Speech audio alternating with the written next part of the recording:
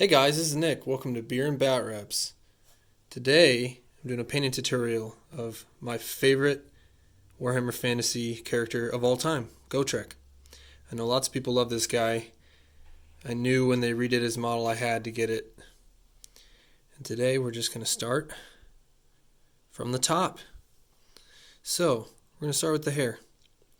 For the hair, I'm going to start with the classic Troll Slayer orange.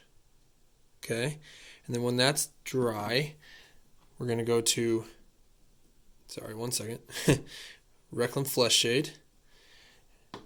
And then we're going to go back and dry brush to highlight it with Fire Dragon Bright. It's real bright.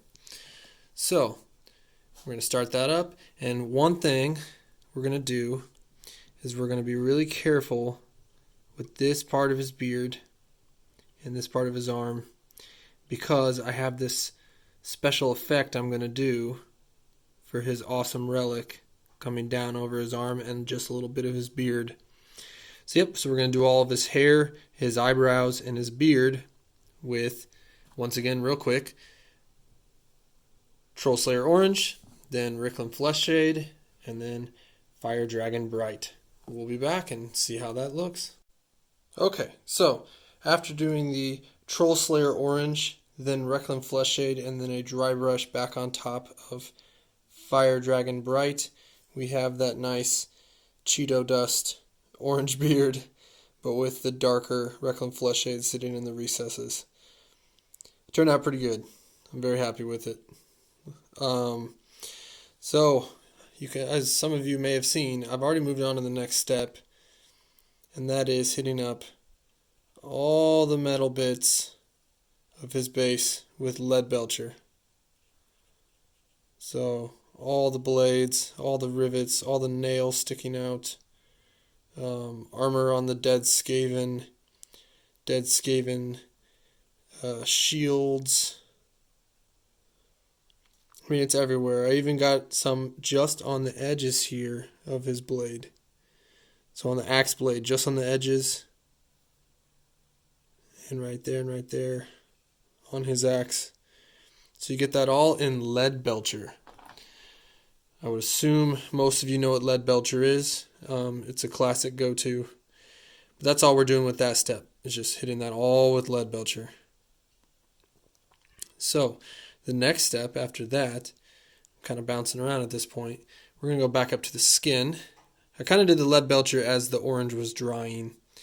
That way I had something to do while the hair was drying. We're going to go up to the skin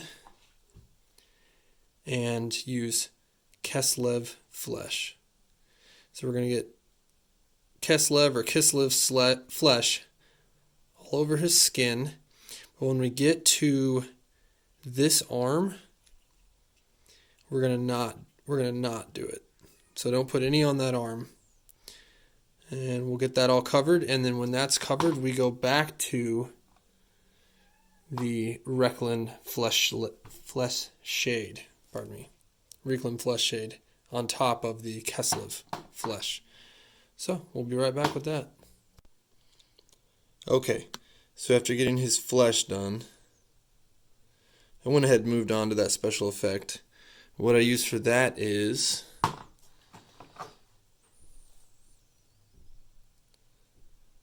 I don't know how you want to pronounce that. Nihilic oxide. And it basically creates this ethereal ghost look. And I know this is not lore, and this is not how the book goes, but I kind of like to think that this relic, this artifact that is the source of all of his power, is also slowly killing him. Is also slowly turning him into a ghost. So it kind of goes over his beard a little bit. It's covering up this whole relic, this whole arm, as it slowly spreads down his body. Kind of like, Marty McFly in Back to the Future when he looks at his hand and it's turning invisible and he realizes he needs to work a little faster. It was just kind of an idea I had, and I thought it would look cool. So that's where we're at now. Next thing we're going to do are his pants and his boots. So for his pants and his boots, I'm going to do corn red for his pants. And then I'm going to do Mournfang Brown for his boots. And then I'm going to cover both with Agrax Earthshade, the classic. A little bit. Sorry, it's so blurry. Agrax Earthshade. So, we'll come back when those are done. Okay, so the Agrax Earthshade is still a little wet on his boots and pants, but you can see where it sits down in the recesses, and that's kind of the color scheme we're going for. As I usually do, while that was drying, I went ahead and jumped to the next step, which is these parts of his axe blade, this loincloth in the middle, the tip of his axe handle, and then these ends of his beard, these rings on the ends of his beard. I did that all in Hashut Copper, one of my favorite paints that Citadel makes.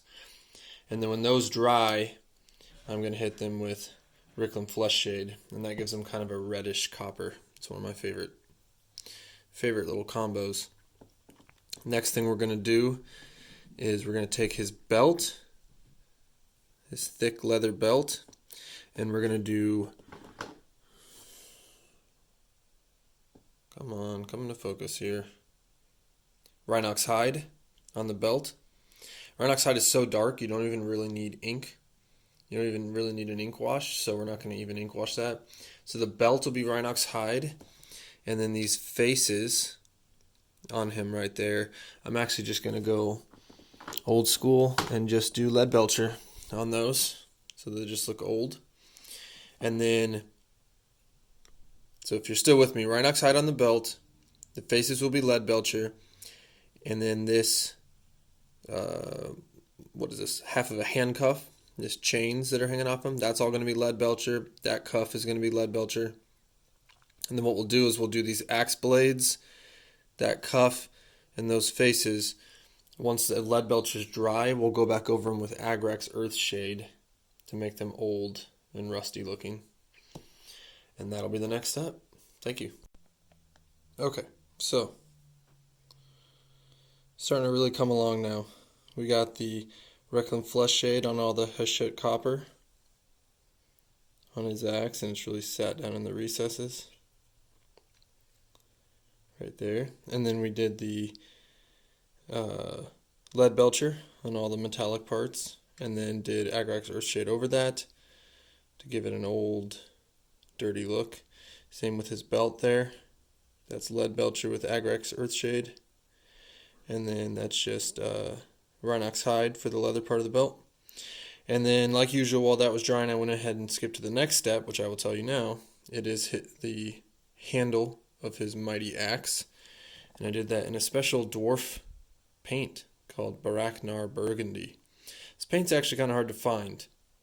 I had to buy it on eBay.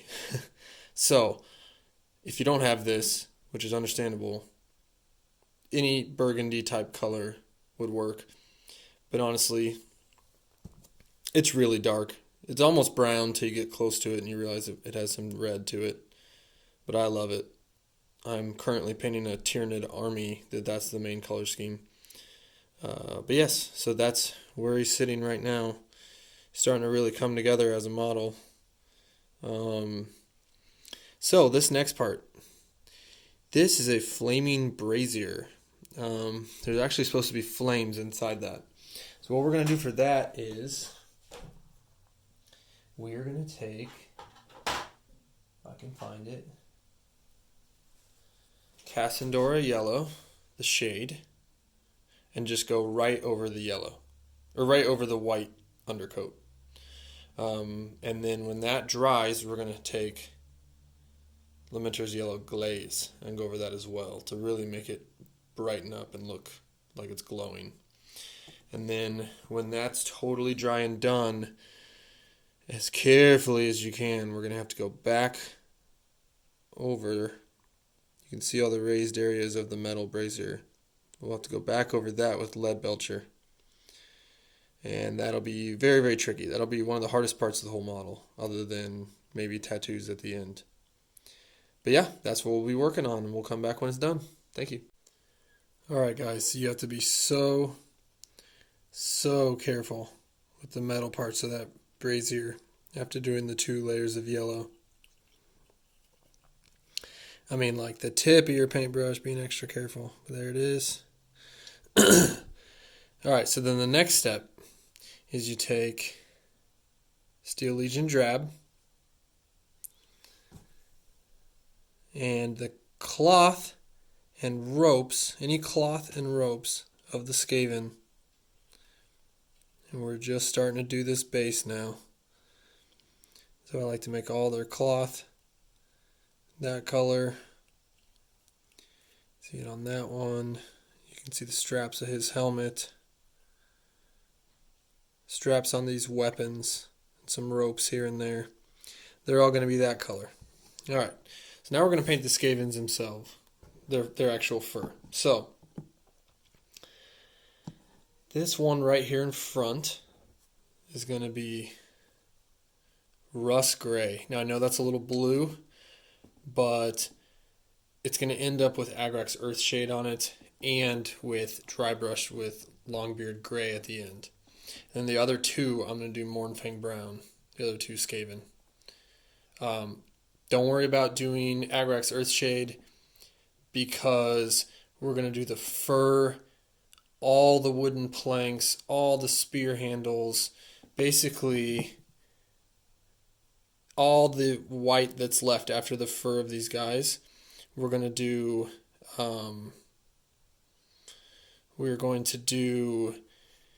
Rhinox hide, a really dark brown, the same as his belt. So it's going to be really dark wood.